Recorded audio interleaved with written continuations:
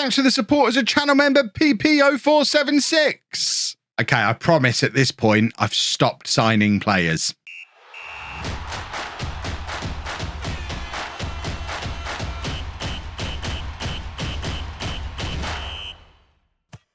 Hello and welcome to Club 3, part 24 of Non-League to Legend. I'm Kevin. Coming up on today's episode, we have our first Champions League game of the season, just the small matter of an away game against Barcelona.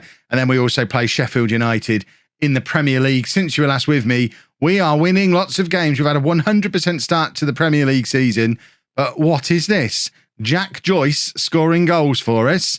I remember the name Jack Joyce. Oh, goodness me. Kev's been doing transfers again. Yes, Kev's been doing transfers again. More than you would expect as well. We sold Carlos Gascon to West Ham for £46 million. We sold Nico Williams to Paris Saint-Germain for £51 million. And all of a sudden, found myself with £100 million to spend again. So I went out and got 3 players. Jack Joyce is on loan for the rest of the season from Manchester City. Those of you with a good memory will remember him from our promotion season in the Championship with Posh when he came in at Christmas, got us 11 goals in 20 games, looked excellent, and then went into the Premier League and looked like he was never going to be any good. But he was still a teenager at that point, hung around at Wolves for a little while, bagged loads of goals in the Championship again, came back up to the Premier League and went to Manchester City for £84 million. And then did what talented young English players do at Manchester City and didn't play any football for a long time. And they obviously stole the striker we wanted in the summer, Arab, which meant they didn't need him and he wasn't going to be in their Premier League squad. So we were able to pick him up on loan for the season. Jack Joyce is in, and according to my assistant manager, he's the 6th best striker at the club. But you know what I'm like. I've played him, started him twice, and he's got 2 goals in 2 games. So at the moment, he's my favourite. If he does fall out of favour, we've still got Liam Delap, we've still got João Pedro, and we also now have Omar Neo, who's a 24-year-old Belgian international striker, 25 goals from 58 caps for Belgium, 4-star current ability, attacking, advanced forward, can play out wide on either wing as well. He was at Paris Saint-Germain previously, where similar story to Joyce, really, burst onto the scene at Anderlecht, went to Paris Saint-Germain for big money, and then he's just been a rotation player since. Most of these appearances have been off the bench. He's still scoring goals when he does play, but he's never really been a regular starter anywhere. He's probably not going to be a regular starter with us either, but this summer was all about filling gaps in the squad, and Omar Neo definitely does that. And then the last player is a little gift for whoever takes over from me as Arsenal manager at the end of the season. We've gone out and bought the best English wonder kid we could find. He's Welsh. What? Well, he's a wonder kid and he's homegrown and British. Apparently, he's 15 caps for Wales. He's not an English wonder kid, but he's a homegrown wonder kid, which is just as important. 3-star current ability, 5-star potential. He's a central midfielder, attacking midfielder. And we didn't need him, but he's homegrown, which helps for the Champions League squad. And he just fills a squad spot and again gives us extra players to have knocking about the place. And it's just as well we brought him in, really, because he was able to go into our Champions League squad. Unlike Martinez and Carlos Alberto, who are both unregistered because we've now got too many players. It's the opposite of the problem that we had last season. Too many players here now at Arsenal. But we're still able to put out a very good side with a very strong bench and some important players not even on that bench. Romario Barrow now fit, but not even on the bench for a game away against Barcelona in the Champions League. I think that tells you everything you need to know about how deep our squad depth is now. So we're going with Morao in goal, a back four of Rashevsky, Brand, Asante and Tamea, Chvalski and Rengifo in midfield, Magno, Miliaccio and Camara supporting Joyce up front. Yeah, that's right. I'm starting Jack Joyce away against Barcelona because he's been brilliant so far. And Liam Delap has just started the season in one of his dry spells that he goes through. And because he's all about goals, when he's not playing well, you really don't even notice that he's there. If we could somehow find a way to combine João Pedro and Delap, we'd have the perfect striker because João Pedro just always looks good and he's great in the build-up play, but isn't ever going to be a prolific goal scorer for us. Liam Delap on his day is a prolific goal scorer who doesn't really add anything else, but he's very much a confidence player. And when he falls out of form, he falls out of form. Jack Joyce, I don't think he's going to replace either of them, but he's a good man to have around who we know can score goals. We saw him do it in the Championship. Let's see if he can do it in the Champions League as well. And then we've got Neo as an option as well. 4 real top-tier strikers. None of them I would class as elite level world class. I really wish we'd have been able to get Arab in the summer. But, you know, we've got 4 good options. I don't think we're ever going to be in a situation like we were in the last episode where we had to play Rui Camara up front, which is one of the reasons why I went out looking for strikers, found Neo, made an offer for him, and then the Joyce situation happened. And I thought, well, I already want this other guy now. I can't not take Joyce. He's my boy. I should have just gone for Ricky J. Jones. Final season, let's have Ricky J. Jones in the squad. He doesn't even play for Posh regularly anymore. And we're 1-0 down, by the way. Barcelona beating us at our own game with a set piece. Our feeder club, Porto, are in this group. They're not officially our feeder club, but half our squad came from Porto, which is handy because it means Portuguese is probably the main language spoken at Arsenal these days with the amount of Portuguese and Brazilian players that we've got. What's not so great is that we're now 2-0 down. Now, we know we can turn around a deficit against Barcelona, but we also know the last time we came to the new camp, we got absolutely battered. I think we lost 5-1, was it? In the famous Champions League quarter-final from last season, which we then turned around with a 7-1 victory in the second leg. But it doesn't change the fact we did get thumped in that first leg, and it looks like we're getting thumped away from home against Barcelona once again. Magno has picked up a knock as part of the process, so we'll bring Almada on for him to play on that left-hand side. And remember, the key against Barcelona is to encourage. So we're just going to keep encouraging them. That's what we did. As part of that big turnaround, I kept encouraging them, and all of a sudden, everything was good. Weirdly, in the media before this game, we were considered favourites for this match. I guess as Champions League holders and having put 7 past them last time we played, I can kind of understand it, but it is away from home, and we are a little bit rubbish away from home in the Champions League. Even despite winning it last year, we're still a little bit susceptible to this kind of thing in the Champions League away from home. You saw it in the group stages last year. You saw it throughout the knockouts. We're great on our day at a neutral venue or at home, but in these away games, still very tactically naive and just had a bit of a fluky run through to a Champions League win last year, which is one of the reasons why I wanted to do one more year on the save, just to prove to myself as much as anybody that it wasn't a fluke, even though I think we all know it was probably a little bit of a fluke. But if we do it again this year, I mean, how many times can you call it a fluke? People said it was a fluke when I won the Streamer Showdown the first time. They even said it the second time. Now I'm Kevy 5 times. Do people still say it's a fluke? Yeah, people still say it's 5 flukes, but still not a fluke. Kev's great at Football Manager, honest. Right. In answer to the question, can Jack Joyce do it in the Champions League? Apparently not. So Liam Delap can come on for him. We're going to take off Camara and bring on Saka as the final change. He's going to go out there as an inverted winger. We're going to go not very attacking. We're going to go attack him. We're going to drop a little bit more encouragement. And not instructions, shouts, encourage.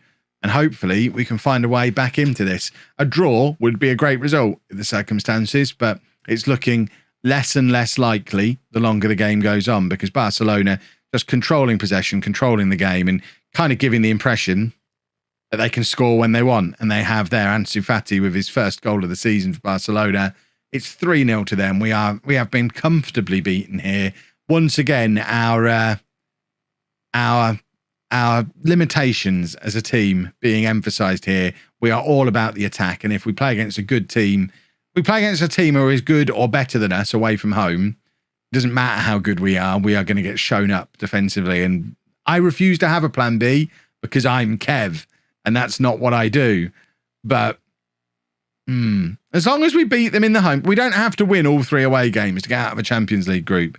As long as we beat Porto and Galatasaray twice each, and then beat Barcelona back at our place, there's still a chance we can top the group. It seems less likely now we've lost 3-0 away. But you never know, they might slip up against somebody. Maybe.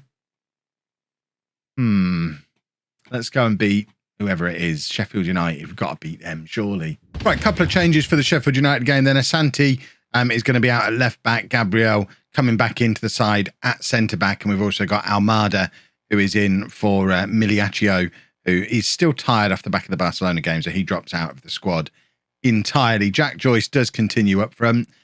If he doesn't play well today, Liam Delap is back in, or maybe we give the new guy a go. But I mean, Joyce had already scored once for Manchester City in the Premier League this season. He's scored in both of his Premier League games for us. He is in good Premier League form, even if he's maybe not the kind of player yet who's going to go and grab us goals at the Nou Camp. But similar to with Liam Delap, Jack Joyce has played and scored for England. He's younger. We've got two fairly regular England squad strikers. Probably neither of them first choice striker. The fact that Delap's 26, 27 now, I think, and has only played less than 30 games for England suggests that he's not a regular starter for England. Joyce certainly isn't. But they're both regulars in the squad. That's what I mean. It's the same old thing about our strikers. We've got some very good strikers, but that's the one thing that's still missing, that real elite level, sort of Thierry Henry level striker that we just don't have in this Arsenal side. Tamela on the right-hand side. Cross comes into Joyce, who can't get the shot away, and it's cleared, and it remains 0-0 on 26 minutes. I thought the highlight was going to continue there. It took a long time to come out of the highlight. As it stands right now, we're top of the league, mainly because Chelsea aren't playing yet, and it's us and Chelsea who are the two teams on the 100% start to the season at the moment. Rengifo with the corner. It can't find Gabriel, who was lurking at that near post, and Magno does brilliantly to win the ball back there, and he's just running at this defence. Magno charging towards goal, but the shot is a little bit scuffed, actually. It looked like he toe-poked it rather than getting some proper purchase on it, and it ended up just kind of squirting out for a goal kick. Squirting isn't a word you hear in football commentary very often, but I'm all for making it a regular thing. I think sometimes the ball does squirt, and that was an example of it just there. Brand now playing it forward to Camera. Camera just taking his time, keeping hold of possession, giving it back to Brand, and now Brand lumping it back over the top for Tamela on the overlap, back with Camera, and that is a beautifully created goal. Tamela, Camera, Brand, all three of them knew exactly what they were doing there. They were just waiting to create the time, the pace, the overlap absolutely ruined Sheffield United. Brand very comfortable drifting out to the right back position to encourage the overlap to happen as well. Tamela getting way far forward, and Camera is there to apply the finish, as he so often is. And if it ends like this, that is still a 100% start to the season for us. It would be 6 wins from 6, which I don't really care how the Champions League goes this year. It's nice to be competitive, but we don't need to win that again. I don't have anything to prove in the Champions League. If we can win the Premier League, then I'll feel like it's job done in this career. Almada now in the area, cuts it back to Camera, who's in so much space. You can't leave Rui Camera in that amount of space. I said we've not got our Thierry Henry. I still wonder about this boy. 9 goals already this season from the right wing. He's 23 years old now. He's going to be a world-class striker, isn't he? He's already a world-class winger. It's surely only a matter of time before... It won't be me now who officially takes the plunge on him as a striker. I think after I'm gone, he'll go on to score over 100 goals for Arsenal. If he stays, he'll score over 100 goals for this football club. And I think surely as part of that, you've got to be moving him up front. Certainly as he gets older as well, and maybe his pace goes a little bit, and he's less useful out wide. Look at the run he's on again there. He's on a winger instruction, I'd like to point out. He's not playing as an inside forward, but he just constantly drifts inside, occupies that space between fullback and centre-back, and he's so hard to defend against.